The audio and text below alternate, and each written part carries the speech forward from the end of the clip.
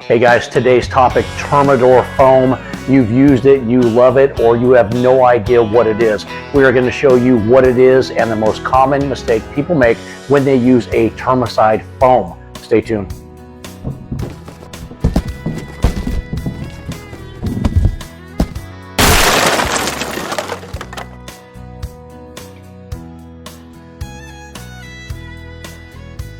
Hey guys, welcome back to the channel. Craig here again, howtopest.com. I told you today we're going to talk about Termidor Foam, a termiticide foam, but we're not going to talk about exactly how to use that. We've done that in other videos. Today's video, I want to basically concentrate on common mistakes we see people do when they use termiticide foams. Today we're going to be talking about Termidor Foam because it's one of those numero uno king of foams. You professionals that have used Termidor in the past and you've used it for subterranean trenching or for rotting, and some of you DIYers are not going to know what I'm talking about, but it doesn't matter for today's video anyways. You don't need to be a professional termite person. You just need to know what not to do if you grab that Termidor foam. Once again, by BASF, it's a fantastic product.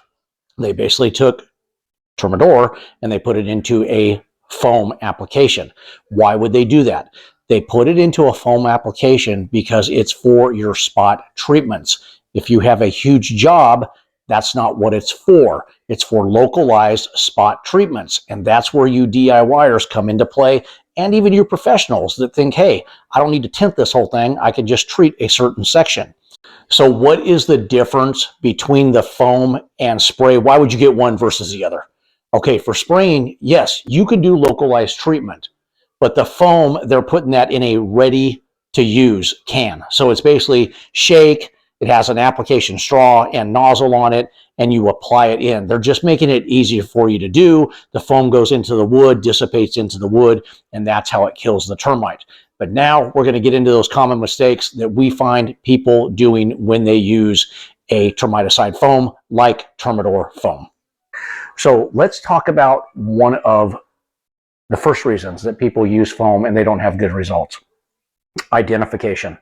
And what I mean by that is you don't know exactly what you're going after. You're assuming it's a drywood termite, or you're assuming it's a subterranean termite, but you haven't identified properly. And then you just treat where you think you need to treat, and you have either a different type of termite that's coming from underground up into the wood, and you think it's just in that wood area, or you think you have a drywood termite in one section of the house, but the galleys are all over the house. So identification is crucial. If you guys are not willing to do that, you're not willing to figure out what type of termites you have, or do you have flying ants, you're not even dealing with termites, you're probably going to be unsatisfied with the results when you just buy a can of foam and think, I'll save myself thousands of dollars and treat this thing myself. Now, that being said, can you do that? Of course you can. And we walk you through how to do that in other videos. Now, if your house is totally infested with termites, you need a professional. You're probably going to need to tint that house or heat treat that house, a fumigation versus a heating treatment.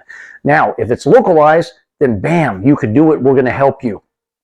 So let's say you have drywood termites, and you go and you find that section, you drill into it like it says on that can of foam, and then you put a little bit of foam in there, and bam, you think you're done. Or you hit a couple of those galleries and you think you're done. Well, you may not be done, and you may only be getting what's in those galleys right there. So upon that inspection, you need to go through other areas, and you can do tapping techniques where you tap, just as simple as a screwdriver on the wall to hear for those hollow voids, or you can hit the wall with your hand like a knocking and see if you get stuff to drop out down below. But you have to do a thorough inspection. Once again, if you're not willing to do that, you need a pro. Now, number two, another thing I see that people do wrong is they put too much foam. And what I mean by that is if you put more than the can says, which is typically about 5 to 10 seconds, even a little less than 10, you're going to build up enough foam in there that you may form a barrier and only keep that foam in that section and not allow it to dissipate through the galleys. So you're kind of putting it in, let it do its work, and not stop it up in one section. So too much foam can kill you. too much is not better. Everybody thinks if I use more chemical, it's better.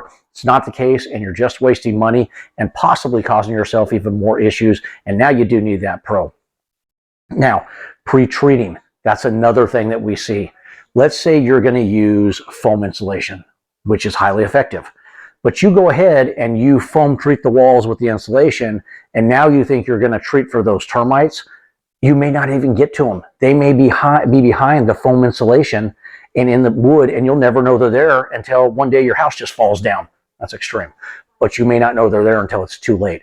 So make sure exposed wood is pre-treated, and that's not going to be with Termidor foam. So don't think you could just put a little foam over that wood. Termidor foam and other foam termicides are made for localized treatments. So if you've done that identification and you know it's localized, then yeah, they do a great job. That would be where it comes into my fourth thing, and that's underestimating the job. And that's going back and kind of reiterating what I just said. You think it's only in one section. You did kind of a half, you know what, inspection, and you've got a bigger issue than you actually think you have. So underestimating the job can kill you. That's where a professional comes in, guys. They are going to do a thorough inspection. I'm talking about they're looking at roofs. They're getting in attics.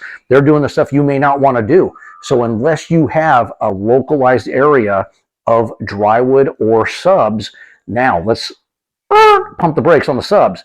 Realize subterranean termites, for you guys that don't know, they're coming from ground level up into the wood.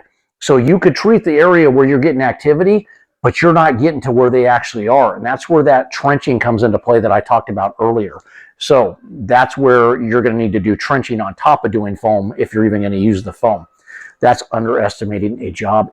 Let's talk number 4, last but not least. One of the things I see people doing is they're not wearing the protective personal protective equipment. The PPE is what that stands for. Guys, you have to follow the label. The label is king, like we say in all of our videos. They're not doing it to make your life miserable. They're doing it to protect you. So if that can says you need on gloves, which I guarantee you it's going to, and a long sleeve shirt, long pants, and sometimes protective eye equipment, then you're not doing it right, and you take a chance of really harming yourself, guys. You don't want this in your eyes. You don't want it on your skin. It can burn. It can just send you off to that hospital. You don't want that. So protect yourself. It's real simple. Just follow the PPE that's on the can. Let's talk about those termites and when you get them. Right now we're filming this video, and if you're watching it right now, it's early fall. That is a big time for the swarmers. So usually what happens is it's spring and summer that they swarm. I'm going to explain this to you in a minute, those of you that don't know what the swarming is.